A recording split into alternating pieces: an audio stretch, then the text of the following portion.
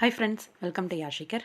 ரொம்ப பெரிய ஒரு ரீப்ளேஸ்மெண்ட், ரொம்பவே எதிர்பார்க்காத ஒரு விஷயம் அப்படின்னு சொல்லணும். யாரு, என்ன அப்படிங்கிறத பத்தி இந்த வீடியோல பார்க்கலாம்.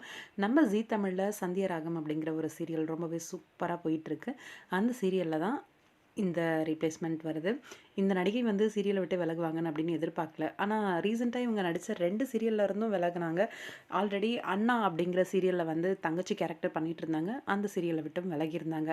இப்ப மறுபடியும் சந்தியா ராகம் சீரியல்ல நடிக்கிறதுக்காக தான் அத விட்டு விலகுனாங்க அப்படின்னு நெனச்சிட்டு இருந்தோம். சந்தியா ராகம்ல நடிச்சிட்டு இருக்கும்போது மறுபடியும் சந்தியா ராகம்ல இருந்தும் விலகியிருக்காங்க.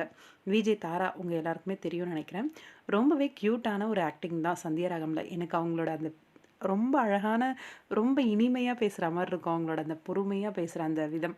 எனக்கு ரொம்ப பிடிக்கும் அவங்களோட வாய்ஸ் அந்த சந்தியா ராகம் சீரியல்ல. இப்ப அவங்க தான் வந்து சீரியல விட்டு விலகியிருக்காங்க. கேட்ட உடனே ரொம்பவே ஷாக்கிங்கா இருந்துச்சு. ஐய்யயோ! இவங்க விலகியிருக்காங்களா? அப்ப இவங்களோட ரீப்ளேஸ்மென்ட்டா வரவங்க எப்படி செட் ஆவாங்க? அப்படிங்கிற மாரி. ஆனா கொஞ்ச நாள் ஆகும் செட் ஆகறதுக்கு. ஆ இப்ப இவங்களுக்கு ரீப்ளேஸ்மென்ட் பண்ணி யாரு வராங்க அப்படின்னா, ஆக்ட்ரஸ் பாவனா. என்னதான் இருந்தாலும் எனக்கு வந்து சந்தியா ராகம்ல விஜய் தாரா கேரக்டர் வந்து ரொம்பவே பிடிக்கும். அவ்ளோ பொறுமையா, நிதானமா, ரொம்ப இன்னசென்ட்டான ஒரு பேச்சோட பேசக்கூடிய ஒரு நடிகையா இருப்பாங்க. அ இப்ப பாவனா வந்து ரீப்ளேஸ்மென்ட் பண்ணியிருக்காங்க. பார்ப்போம். அ கண்டிப்பா அந்த கேரக்டருக்கு நல்லா பொருந்துவாங்க அப்படின்னு எதிர்பார்க்கலாம்.